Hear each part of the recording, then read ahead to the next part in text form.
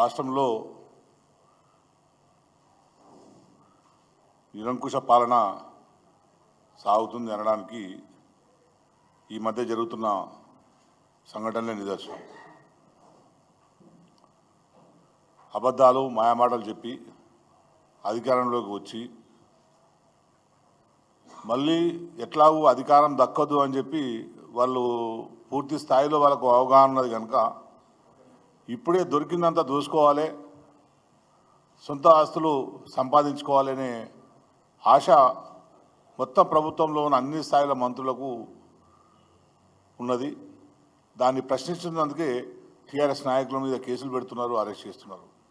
ఈరోజు హరీష్ రావు గారి అరెస్టు కూడా వాళ్ళ అవినీతిని, వాళ్ళ అక్రమాలను, ప్రజలకు ఇచ్చిన మాటను నిలబెట్టుకోలేరు అనే విషయాన్ని ప్రశ్నిస్తున్నందుకు, మీరు ప్రజలకు ఇచ్చిన మాట నిలబెట్టుకోండి, మీరు అవినీతి చేసి ప్రజాధనాన్ని వృధా చేయొద్దు అని చెప్పి ప్రశ్నిస్తున్నందుకు ఈరోజు హరీష్ రావు గారిని అరెస్ట్ చేయడం జరిగింది. దాన్ని మేము తీవ్రంగా ఖండిస్తున్నాం. బేషరతుగా అతని హరీష్ రావు గారి మీద కేసులను విత్డ్రా చేసుకోవాలి, అట్లాగే వెంటనే విడుదల చేయాలని చెప్పి మేము ఈ సందర్భంగా డిమాండ్ చేస్తూ, లేని పక్షంలో ప్రభుత్వం తీవ్రమైన ప్రతిఘటనను ఎదుర్కోవాల్సి వస్తుంది.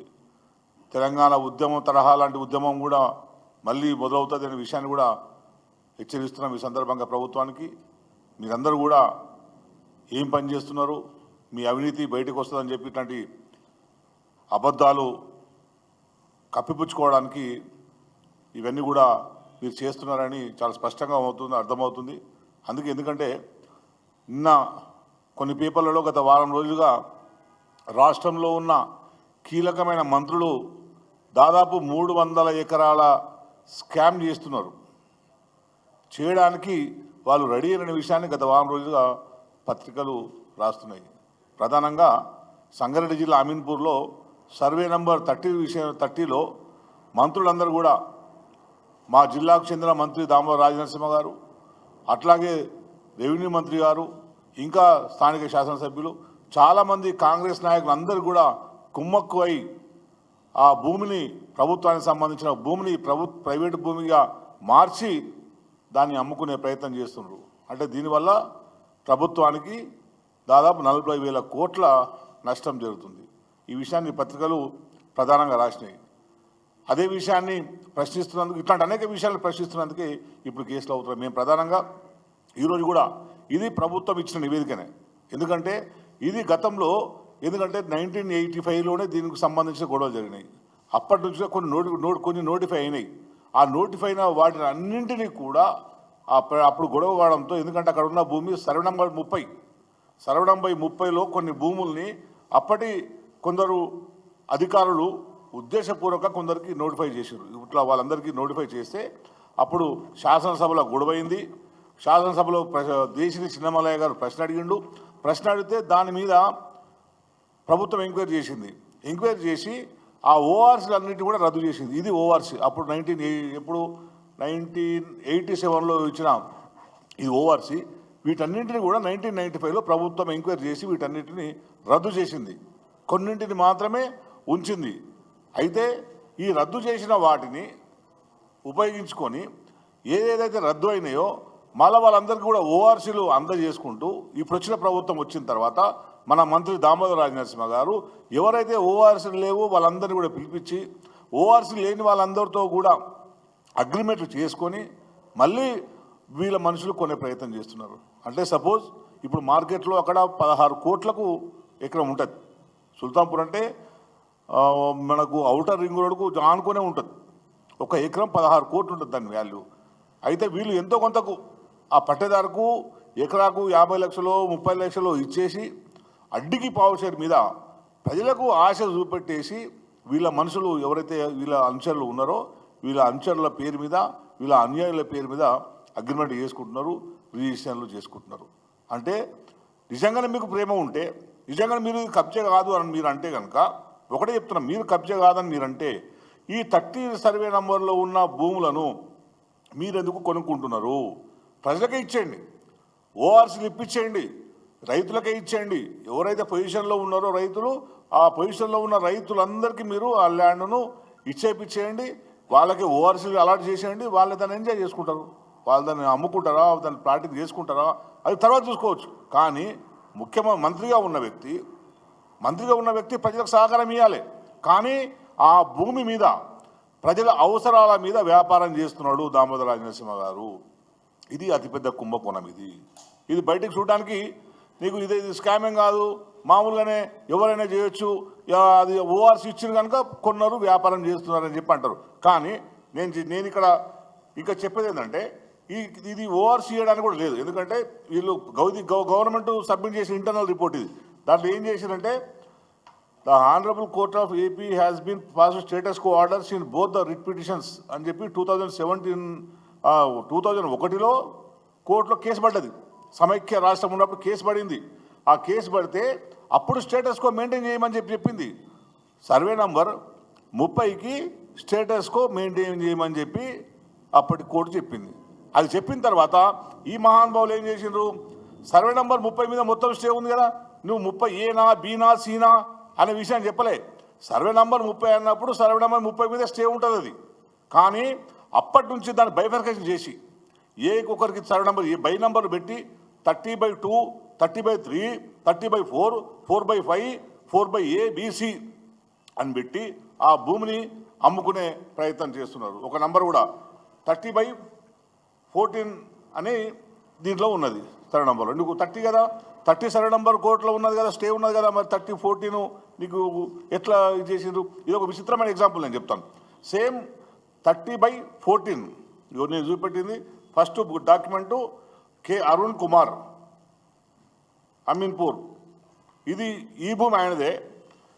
ఈ భూమి కూడా 30/14 సేమ్ సర్వే నంబరు, 2 రిజిస్ట్రేషన్లు. ఇట్లా సాధ్యమైతాయా? సేమ్ సర్వే నెంబర్లో 2 రిజిస్ట్రేషన్లు, 30/14/A పెట్టాలి, 30/14B పెట్టాలి. కానీ 30/14 2 రిజిస్ట్రేషన్లు ఉన్నాయి. మళ్ళీ ఏంది, ఒక రిజిస్ట్రేషన్లో ఏమున్నది, సైన్డ్ యాజ్ నాల్ అని పెట్టేసిండ్రు. ఇంకొక దగ్గరనేమో ల్యాండ్ స్టేటస్ అంటేనేమో not signed, civil court in pending అని వచ్చింది. ఒకటే సర్వే నెంబర్, ఒకటే సర్వేనేమో నాలా కన్వర్షన్ అయిందని చెప్పి అంటారు. ఇంకో డాక్యుమెంట్లోనేమో సివిల్ కోర్టు కేసు ఉంది అంటారు. సివిల్ కోర్టు కేసు ఉన్నాక నీకు జనరేట్ ఎట్లయింది, ఇది ఎట్లా జనరేట్ అయింది, డాక్యుమెంట్లో ఎట్లా జనరేట్ అయిందో మంత్రి దామోదర రాజనరసింహ గారు తనకు సంబంధం లేకపోతే ఇంకా అధికారులు కానీ దీనికి సమాధానం చెప్పాలి. రెవెన్యూ మంత్రి గారు అయినా దీనికి సమాధానం చెప్పాలి. అట్లాగే ఇంకో కేసు సేమ్ ఇట్లాంటిదే 30/2. 30/2 అనేది ఇంకెంత దుర్మార్గం అంటే ఇది ప్రొహిబిషన్ లిస్ట్. ఇది ప్రొహిబిషన్ లిస్ట్. ల్యాండ్లు ఏమేమి ప్రొహిబిషన్లో ఉన్నాయో ప్రొహిబిషన్ లిస్ట్ ఇది. ప్రొహిబిషన్ లిస్ట్లో ఏముంది, 30/2 30 ఎకరాలు నిషేధంలో ఉన్నది, కవర్డ్ బై కోర్టు స్టే అని మెన్షన్ చేశారు.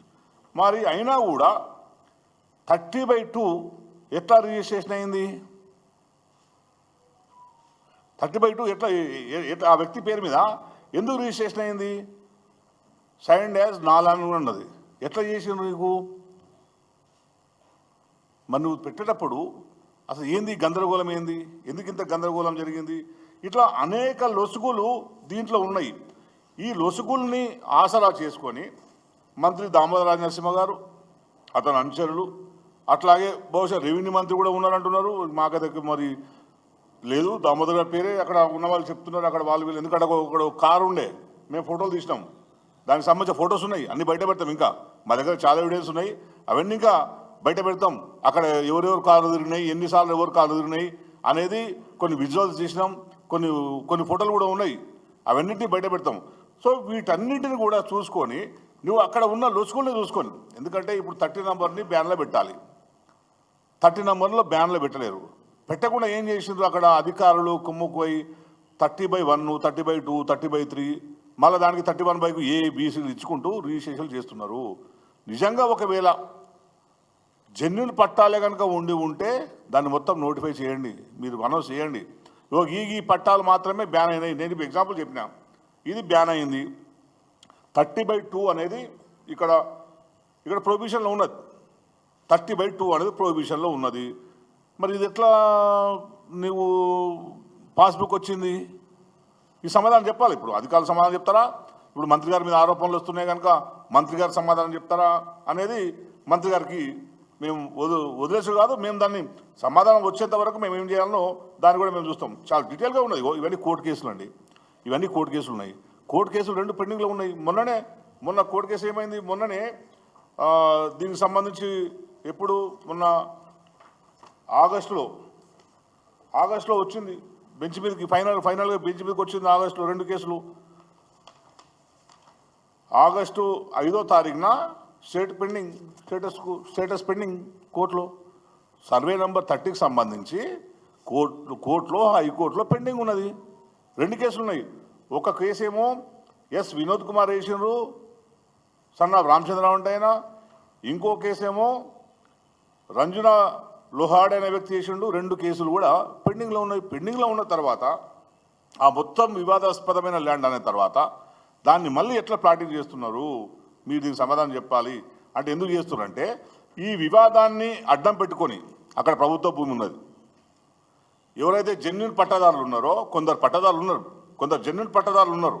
ఆ జెన్యున్ పట్టాదారుల దగ్గర 10 ఎకరాలు కొని పక్కనే ఉన్న ఇంకో 200 ఎకరాలని వీళ్ళు కబ్జా చేస్తున్నారు. మనకు చూడడానికి ఏమనిపిస్తుంది, ఇగో ఇది పట్టా ల్యాండే నేను చేస్తున్నది అని చెప్పి వాళ్ళు అంటారు. కానీ వీళ్ళు ప్లాటింగ్ చేస్తున్న మొత్తం కూడా ప్రభుత్వ భూమిలో కబ్జా చేస్తున్నారు. దాంట్లో దాదాపుగా 80 ఎకరాల వరకు కూడా 83 ఎకరాల వరకు చెరువు ఉంటుంది. మొత్తం దాంట్లో 83 ఎకరాల శిఖం ఉంటుంది, ఇరిగేషన్ ట్యాంకు ఉంటుంది. ఆ తర్వాత మొత్తం 354 ఎకరాలేమో హిల్ రాక్స్ ఉంటాయి. ఆ తర్వాత కొందరు విలేజర్స్ కల్టివేట్ చేస్తున్నారు. ఇదంతా మొత్తం కలిసి 722 ఎకరాలు. ఆ భూమిలో ఇప్పటివరకు ఏదైతే ఉందో ఇదన్నీ సర్వే చేసిన తర్వాత దాదాపుగా 500 ఎకరాల వరకు ప్రభుత్వ భూమి అని చెప్పి తేల్చారు. అప్పుడు మహాంతి గారు శ్రీశైలిగా ఉన్నప్పుడు ఎంక్వైరీ చేయించి అక్కడ జేసీ గారిని పంపించి అక్కడ ఆర్డీఓ గారిని పెట్టించి నీకు ఇది ప్రభుత్వ భూమే అని చెప్పి తేల్చి దాని రిజిస్ట్రేషన్ దాన్ని ఆపేసిండ్రు. కానీ మళ్ళీ ఒక చిన్న కోర్టు కేసు ఆధారం తీసుకొని అదేంది మళ్ళీ ప్రైవేట్ వ్యక్తుల వివాదం ఇంకా వేరే ఉంది మళ్ళీ ఇంకా నెక్స్ట్. ఎందుకంటే మళ్ళీ ఇంకా దాన్ని తొవ్విన కొద్ది వస్తున్నాయి కనుక మళ్ళీ రేపు ఎల్లుండి దానికి సంబంధించి ఇంకా చాలా మెటీరియల్ చెప్తాను. దాన్ని ఆసరా తీసుకొని దాన్ని బై నంబర్ ఇచ్చుకుంటూ వీరు భూ స్కామ్కు పాల్పడుతున్నారు. మేము ఒకటే డిమాండ్ చేస్తున్నాం, ప్రభుత్వం వెంటనే స్పందించి ముఖ్యమంత్రి గారు కావచ్చు, ఇంకా సంబంధిత గవర్నర్ గారు కానీ వెంటనే ప్రభుత్వ భూమిని రక్షణ కల్పించండి. ప్రభుత్వ భూములు అన్యాక్రాంతమవుతున్నాయి, మంత్రి గారు కబ్జా చేస్తున్నారు, వీటిని కాపాడాలి. ప్రజా అవసరాల కోసం, ప్రభుత్వ అవసరాల కోసం అవసరం ఉన్నది, ప్రభుత్వ భూమి తీసుకోండి. భూము లేని నిరుపేదలు చాలామంది ఈ రాష్ట్రంలో ఉన్నారు. మా జిల్లాలో కూడా చాలామంది భూమి లేని పేదలు ఉన్నారు. మీరే చెప్పారు కదా దళితులకు భూమి ఇవ్వలేరు అని చెప్పి మీరే చెప్పారు కదా.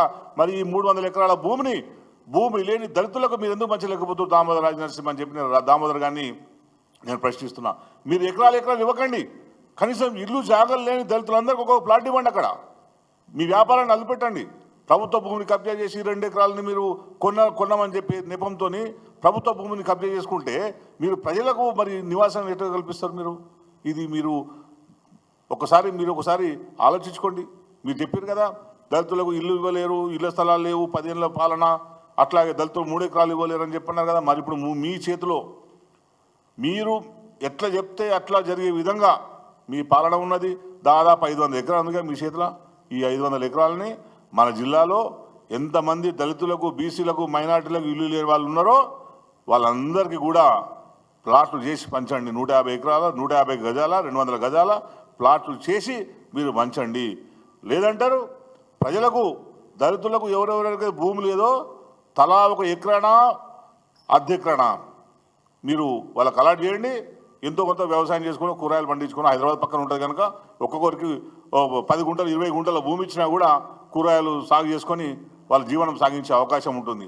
అట్లా చేయండి, మిమ్మల్ని తరతరాలు గుర్తుంచుకుంటారు. అంతే తప్పించి మా నియోజకవర్గం నుంచి గెలిచి మా దగ్గర ఆ తర్వాత మంత్రి అయ్యి ఇట్లాంటి అక్రమాలు చేసుకుంటూ పోతే మాకే చెడ్డ పేరు వస్తుంది. ఇప్పటికే మీ అనుయాయులు మా నియోజకవర్గంలో ఎక్కడెక్కడ ప్రభుత్వ భూములు ఉన్నాయో, ప్రభుత్వ భూములు కాదు, ఒక భూమి దాకూర్ అనే గ్రామంలో ఒక భూమిని వాళ్ళ మాజీ జడ్పీటీసీ ఫేక్ పేరు మీద రిజిస్టర్ చేసుకున్నాం. ఫేక్ పేరు మీద రిజిస్టర్ చేసుకుంటే అసలు ఓనరు అమెరికాలో ఉంటే ఆయన వచ్చిన తర్వాత చూస్తే ఆ భూమి వేరే పేరు మీదకి అయింది. మళ్ళా అతడు ఆయన గుర్తున్న అధికారి దగ్గరికి పోయి భూమిని మళ్ళీ ఆయన మంత్రి దగ్గర పోతే గొడవ చేస్తే కేసు లేకుండా మళ్ళీ భూమిని ఆయన పేరు మీద ట్రాన్స్ఫర్ చేయించారు. ప్రైవేట్ పంచాయతీ అంటే మరి భూమి ట్రాన్స్ఫర్ చేసుకున్నోడి మీద కేసు ఉండాలి కదా. భూమి ట్రాన్స్ఫర్ చేయించి అక్రమంగా ట్రాన్స్ఫర్ చేసుకున్న మీద కేసు లేదు. మళ్ళీ ఎవరైతే ట్రాన్స్ఫర్ చేసుకున్నారో ఆ వ్యక్తి నుంచి కూర్చోబెట్టి సెటిల్మెంట్ చేసి ఆయన పేరు మీదకి ఇప్పించుకున్నారు. అంటే ఇదా మీరు చేసేది? సెటిల్మెంట్లు మంత్రిగా అయినరు, మీరు సెటిల్మెంట్ చేయడానికి మంత్రి అయినరా? సెటిల్మెంట్లు, భూ కబ్జాలు, వసూళ్ళు ఏంది? ఇదంతా ఏంది? మా నియోజకవర్గం పరమంతా తీసేస్తున్నారు. ఇంతకుముందు చెప్పారు కదా మేము కబ్జాలు చేస్తున్నాం అని చెప్పి సోషల్ మీడియాలో తెగ పోస్టులు పెట్టారు కదా. నీ అనుయాయులు మీ అందరూ పెయిడ్ బ్యాచ్ అంతా కలిసి ఇప్పుడు మేము డాక్యుమెంట్తో సహా పెడుతున్నాం. మీ మంత్రి గారి గురించి మీరు ఏం అడుగుతారో అడగండి. ఈ భూమిని కబ్జాదారుల కొర నుంచి కాపాడండి. మేము ఇది లేకపోతే తీవ్ర స్థాయిలో మేము ఉద్యమం చేస్తాం. ఎవరైతే జెన్యూన్గా ఉన్నారో వాళ్ళకు ఓఆర్సీలు ఇవ్వండి.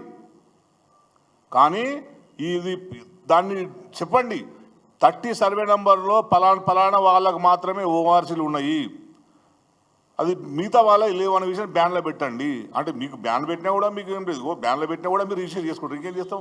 ఏమని డిమాండ్ చేస్తాం? ఏమని చెప్తాం? ఇక అంత సిగ్గులేని పాలన తయారైంది. ఇది ప్రొహిబిషన్ లిస్ట్, ఇది గవర్నమెంటే ప్రొహిబిషన్ లిస్టు.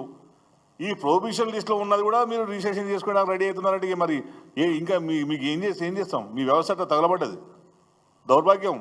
ప్రజలు మిమ్మల్ని నమ్మి మీకు ఓట్లు వేసినందుకు, ఇంత దుర్మార్గమైన పాలన చేస్తున్నందుకు మా ప్రజల దౌర్భాగ్యం కాకపోతే మరేంది? ఏదో నమ్మిరు మిమ్మల్ని, ఏదో చేస్తలేదు, పొడుస్తారులే అని చెప్పి నమ్మిరు మిమ్మల్ని. అది చెప్పిరు ఇది చెప్పిరని. కానీ ఏం జరుగుతుంది?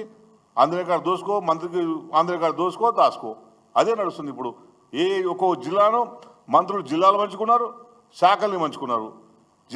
మా జిల్లాలో అయితే ఒక్క రియల్ ఎస్టేట్ వ్యాపారి గజగజ వణికిపోతున్నాడు.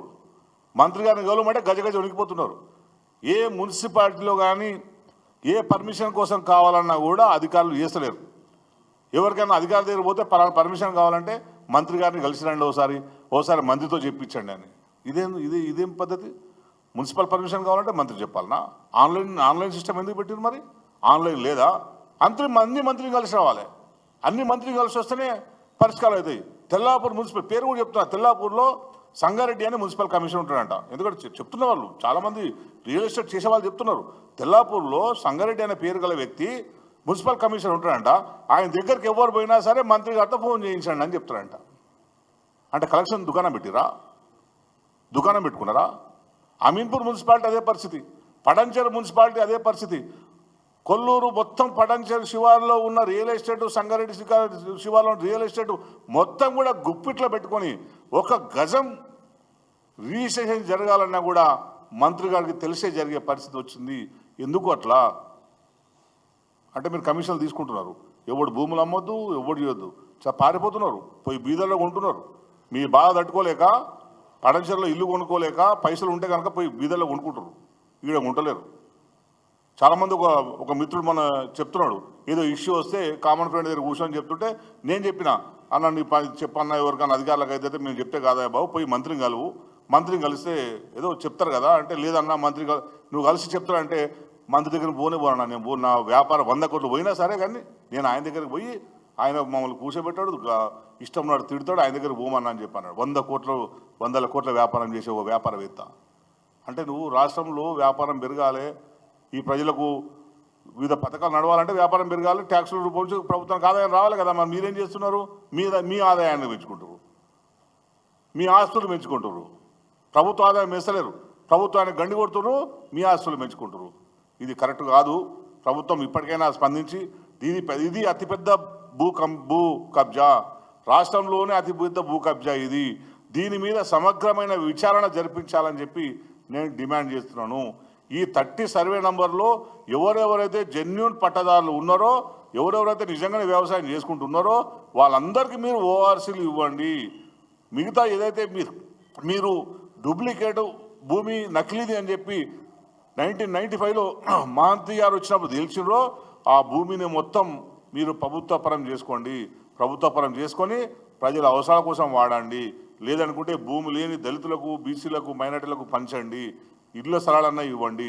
ఏదైనా ప్రభుత్వం మంచి కంపెనీ పెట్టించండి. పక్కనే మా కేటీఆర్ గారు ఇండస్ట్రియల్ మినిస్టర్ ఉన్నప్పుడు పక్కనే మెడికల్ హబ్ పెట్టిర్రు. పక్కనే కొన్ని వందల ఎకరాల్లో అక్కనే ఇండస్ట్రీ పెట్టించారు. పక్కనే అది కూడా ఇదంతా. మరి మీకు ఆశ కూడా లేకపోతే ఎట్లా పక్కనే కనపడుతుంది కదా ఇండస్ట్రీ?